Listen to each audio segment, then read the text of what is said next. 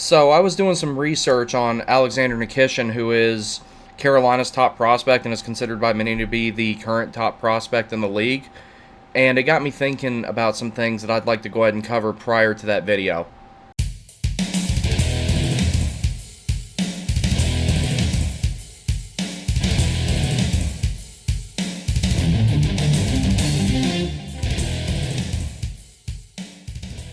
So I've been on this weird kick lately of, fine, I'll do it myself. A smaller example of that would be where I live, the officials in beer league games and stuff, and some of them also officiate like juniors games and things like that, they are really bad. And some of them I know are intentionally bad. They've even said as much, that they engage in giving people penalties and doing stuff like that for their own amusement, as opposed to actually trying to call the game in accordance with the rulebook, or even just manage the game and keep it relatively safe. So recently I started studying to become an official myself. And another thing along with that is watching some of the other hockey YouTubers, and I won't name the ones I dislike, but there were some that I was coming across and I was like, okay, this can look all flashy. Yeah, you can have a reputation already established, but I want to do something a little bit different. So to give an example, there was another guy that I used to follow on YouTube, and he had content that was not hockey related. And when he did start a channel that was hockey related, I was like, oh, cool, I really enjoy his other content. I think I'll like his hockey related content as well. And a few weeks into him starting this channel, it became pretty clear that he was just kind of throwing stuff out there arbitrarily, and it was kind of annoying me, and I unsubscribed from it pretty quick. Video that made me unsubscribe, he starts out by saying the Carolina Avalanche, not the Colorado Avalanche, not the Carolina Hurricanes, not the Colorado Hurricanes, but the Carolina Avalanche. And you can tell that he's rushing through this video with the things that he's saying, and it's almost like it felt like some sort of knockoff product. So when I saw that, I'm kind of like, you know what, I'm a webcam, a microphone, and, you know, doing some narration and learning how to edit videos. Like, I can do what he's doing, but I can do it better where I don't make mistakes like that. He also went into this video and said that the Hurricanes haven't been to the conference finals since 2017, and we weren't even making the playoffs in 2017. So I'm sitting there thinking, this guy is one of those quantity over quality dudes. He's just doing stuff for clicks, and he's trying to come off as an objective hockey-based YouTuber, but in actuality, he's just kind of throwing stuff out there that's low quality, and I don't like low-quality things, so I decided I'm going to do my best to make good, high-quality content, and I'll make my stuff specific to the Hurricanes, specific to the SPHL, the gear, the topics that I like. So there will probably never be a time where I'm doing this for a living, and there will probably never be a time where I'm putting out 3-4 videos a day. What I want to do is put out good ones. So one of my favorite YouTubers is the Hockey Guy, and this guy has the simplest yet most effective formula you can imagine. So simple that I don't feel like I can copy it, and I feel like the license to talk about sports or almost anything with a whiteboard should exclusively belong to him, Yvonne, and his cats. The guy is just that good at what he does, and I watch him every single day. So that was kind of the baseline for my formula. Have a little bit of a talk show vibe, add some more stuff to it, but then make it Hurricane-centric, Southern hockey-centric, all that type of stuff. So before I really started getting into making YouTube videos, I decided I wanted to set a set of rules for myself, and that would be displayed right here. I've got them written in a notebook. I've also got them on my phone that I look at very frequently to make sure that I do my absolute best not to violate them, because all of these are based on things that I've seen other YouTubers do that I want to either replicate or completely avoid. And there's going to be a specific reason that you'll find out here in a couple of minutes once I'm done reading through some of them, why I decided to make this video before the one about Alex Nikishin comes out. So I've got him here on my phone. I'm going to read them one by one, and I'm going to elaborate on each one of them as to why I have each particular rule that I have. Alright, so number one is to always be objective as possible and have honest opinions. So when I say to be objective as possible, yes, I'm a Hurricanes fan. Yes, that's who I want to win. But I also don't want to engage in too much fan bias, recency bias, or anything like that. For example, and me and my dad even still disagree on this. My dad didn't like the Sam Bennett hit on Slavin in Game 4 against the Panthers, and initially I didn't either. But I'm like, okay, my team that I thought was going to win the Stanley Cup this year is getting destroyed right now, and then more insult to injury, we just lost our best defenseman. Let me take another look at this at another time, and I did. And in my opinion, you cannot praise the hit that Andrei Svechnikov put on Hampus Lindholm against the Bruins and then be upset with the hit that Sam Bennett put on Slavin, especially when Jacob Slavin himself said that there was nothing wrong with that hit. It was perfectly clean. I just got mad at it at the moment because I wasn't happy with the scoreboard and I wasn't happy with what was going on in the series either. And, we're already down 3-0. That just makes stuff worse. So what I want to do, even though I am a Hurricanes fan, I don't want to be one of those guys that, always blames the officials or always blames a particular player. Because one thing that I really regret in my fandom is all the scapegoating that took place against Eric Stahl that I personally participated in, and to somewhat of a lesser degree, Cam Ward. So that's one of the biggest things that I want to avoid. So number 2 is to only use good information and cite sources as needed. So when I say good information and cite sources as needed, for example, if I have an opinion about something like what I talked about in one of my previous videos, what I think is going to happen in regards to Brett Pesce and Brady Shea in particular and their future with the Hurricanes, that's just speculation on my part, and I don't have anything to back it up. I don't know anybody who works for the team. I don't know Bob McKenzie. I don't know Elliot Friedman. I don't know Pierre LeBrun. I just know what they say online. So, for example, if I say there's a possibility that so-and-so player will be moved, and it's based on a tweet from Elliot Friedman or it's based on a tweet from Frank Saravelli, that's what it's going to be based off of, and usually I'm going to screenshot that, put it in the video, and cite it, so that way it's not something that I'm just pulling out of thin air for the sake of getting clicks. So good information in my case. I don't want to put two players up against each other, and one of them be a forward and one of them be a defenseman, and say, well, this guy's automatically better than this one because he plays for my team, or this guy's automatically better than the other one because he has more points, he has more goals, he has more assists, or his plus-minus is better. Hockey is a much more nuanced sport than that, especially when you get into advanced statistics, which is something I have studied a lot. But the reason I'm not talking about them at length on this channel yet is I'm going through like a much more extensive familiarization with them, so that way when I use them to the greatest degree possible, I want it to look like I know what I'm talking about. Because there's some of these guys that just go out here and just randomly say, well, this guy's Corsi is better, or this guy's Fenwick is better, he's automatically a better hockey player, and there's a lot more to it than that. So when I say my next rule here, it's going to take a little bit of explaining as well. 3, do not touch irrelevant controversies. So for example, what allegedly happened between a particular defenseman who's no longer with the Hurricanes and a particular broadcaster. Had this channel existed when that stuff allegedly went down, I would have never even touched the topic. At all. What two consenting adults do is between them as far as I'm concerned. Could it have potentially affected team chemistry? Sure. But it's not the type of topic that I want to cover.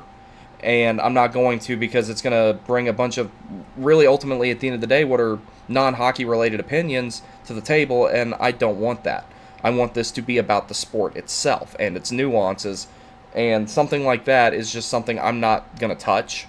Because ultimately, at the end of the day, it had zero bearing on the season that we had this year. Because that player's no longer here, that broadcaster has moved on to go do other stuff. So number 4, this is the one that actually prompted me to make this video, because I started recording the one about Alexander Nikishin. And with Alexander Nikishin, it is completely impossible to mention things about when he might join the Hurricanes without talking about the geopolitical situation in Russia. And about 2 minutes of that video is me saying that I will not discuss anything political on this channel, regardless of the topic. I will not entertain any political topics. I will not entertain any political comments. It will not be discussed on this channel at all, ever. This is not a political channel. It never will be. So I said that at greater length in the Alexander Nikishin video. I cut it all out and I decided, I'm like, you know what, I'm just going to make a separate video so that everyone understands that topics like that, or irrelevant topics in general basically, but topics like that, hot button issues and everything like that, unless it legitimately pertains to hockey, it will not be discussed here, and it will only be discussed enough for the situation regarding things like what's going on with Nikishin to make sense. Number 5 is to engage with the comments as much as possible. I've had a few comments. I've not had many. But the ones that I have gotten, I do my best to try and get back to you guys because I really appreciate any input. I appreciate criticism. I appreciate anything that comes to me, whether you agree with me or you don't agree with me or anything like that. I would love to engage with other people because one of the biggest reasons I started this channel was to have some engagement between hockey fans, not just strictly Hurricanes fans, but I would love for there to be like a good amount of people who root for other teams, who maybe don't follow the Canes, who want to watch my stuff. Like, for example, if they play against the Islanders and somebody's like, hey, I want to watch this guy's review of the Canes versus the Islanders, I don't want it to look like I'm just strictly saying, oh, the Hurricanes are the greatest team that ever existed in hockey and the Islanders are going to get destroyed. 6, this was a big one for me. Do not make clickbait or misleading video titles. I cannot count the number of times that I have seen a title that was completely vague or outright unrelated to what the subject matter of the video was. Me being a consumer as well as somewhat now of a creator, but me being a consumer, I see that, and that's part of the reason I unsubscribed to who I was describing at the beginning of the video, is really annoying that I wasted my time. I get 30 seconds into a video, they do their, oh, by the way, this is sponsored by Raid Shadow Legends, and they get in there and they're like, oh, well, it actually wasn't even really related and the topic was completely misleading and all that type of stuff. So I was like, I don't want to do that. Again, one of the things that I appreciate about the hockey guy so much is that when you look at the title of his video, you already know what it's about. The most vague thing he ever posts, which isn't vague or misleading at all, is when he has his news of the day videos.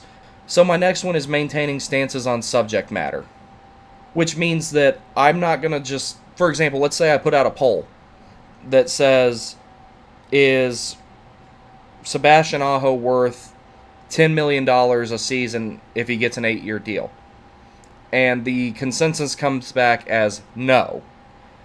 Even if it's by a slight margin or a large margin, I'm not going to change my opinion on that just to appeal to public opinion. That feels disingenuous to me, and I don't want to be like that.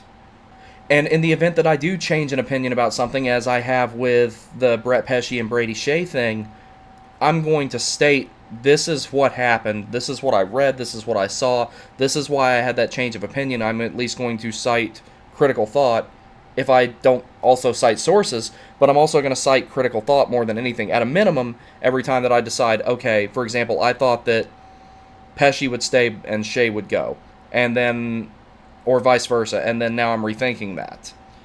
That's just an example. Number 8, additionally to that, is any speculation should be driven by critical thought. So in other words, if I'm just sitting there kind of spitballing ideas, like the other day I was talking to my buddy, and I told him that one of the more sensible trades targets that I saw was Elias Lindholm, and if you could get Tyler Toffoli packaged in with that, and in return maybe something along the lines of Brady Shea, Jack Drury, and Teuvo Teravainen in return. Just spitballing an idea. But my critical thought with it was, I laid out everything with it, but my thing was, the Hurricanes need a second-line center, or you could call it a 1A, 1B situation if you had Aho and Lindholm, because Lindholm didn't play center much in Carolina, and he's flourished a lot more in that position, but that's a story for a video about that particular topic. And Tyler Toffoli is a goal scorer, and we are in desperate need of one of those. So that's what I say when I'm like speculating. I have nothing to back up that that's actually what's going to happen. That's just what I'd like to see happen, and then I would back that up with numbers and why, or at a minimum, why I think it's a good idea. So the next one is to number 9, to give credit where credit is due. For example, one of the first comments that I ever got was from someone on a video I made with the cell phone about where the Hurricanes might have their AHL affiliate, and he said, is Winston-Salem an option? I replied to his comment, and it got me thinking, and I wrote this down like right after I saw his comment and everything, when I start doing the history of hockey in North Carolina videos, I'm going to cover Winston-Salem because Winston-Salem has had several minor league teams, of which the one right now is the Carolina Thunderbirds in the Federal Prospects Hockey League. I think that covering the history of hockey in Winston-Salem would be pretty extensive because it actually has a pretty rich history of hockey there. When they were in the SPHL, when I believe they were called the I want to say they were called the Polar Twins. They had two different franchises, if I remember correctly. There was the Polar Twins and the T-Birds. And I want to cover that because this is stuff that's, not super well known, but it's kind of a niche topic, but it's something that, maybe a lay historian of the game would enjoy, or someone who maybe grew up in North Carolina and didn't know about it would enjoy, or just someone who generally enjoys the history of the game might like. So I want to give credit to that guy. I'm sorry I forgot his name when he's commented on my videos a couple of times, but I'm going to give a shout out to him when I do make that video because I got that idea because of him. And I've already cited THG about 3 times in this. I got a lot of my ideas about what I wanted my channel to be like from him. So number 10 kind of ties into the previous one. I want to always strive to improve the content and hear constructive feedback. So my first step to improving the content was getting better at editing videos, coming up with some stuff here for the background, improve the camera situation. I wasn't going to go out and spend the money on like a DSLR camera or anything like that immediately and get a better microphone. I've got a monitor now, so I'm not frying my eyeballs with that 32-inch TV I used to have on here because all I really used it for was to play iRacing, and genuinely it did the job for that. That was the little things that I did, and I plan on doing more once I have some more money and everything like that. So number 11 is no doxing. For example, one of the first videos I ever made was about how the armchair GMs were freaking out, and I posted some of the tweets of people saying some of the things that they were saying about, saying that they wanted to trade Jordo and Gostisbehere, who were both UFAs, and all this other stuff going on. When I showed the image of those tweets, I made sure to redact the name and the profile picture of the person who said them, because I don't want anybody getting harassed over anything. That is really not the point of any of this stuff. I can have disagreements with people. People can have disagreements with me.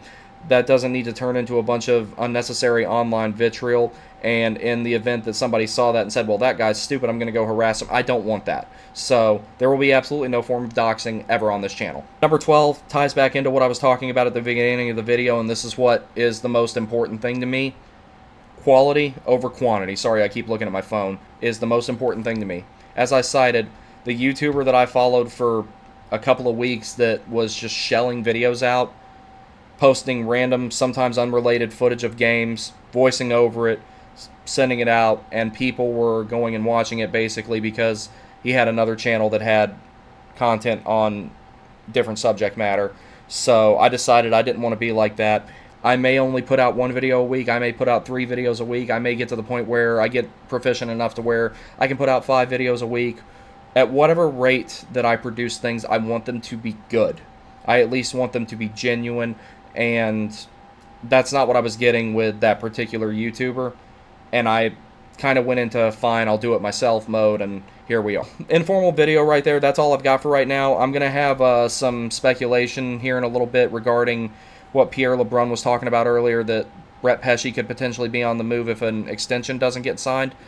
I would really like Brett Pesce to stay. As I've stated before, I'm a really big fan of him.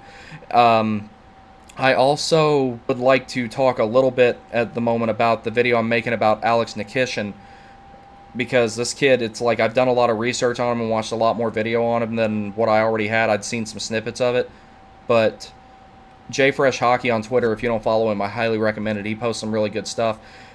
The prospect card for Nikishin is pretty insane, and I went and did some of my own research, and I'm like, I'm going to make a video about this kid. It's pretty insane how good he is. Unfortunately, I'm going to have to touch on the geopolitical situation in Russia and with the war in Ukraine and everything like that to explain why he's not with the Hurricanes yet, just to, give an adequate explanation of it in the video. If you come through here and you happen to like what you see, please do me a favor, drop a like, subscribe, comment, all that good stuff, and I will see you next time. Y'all take care.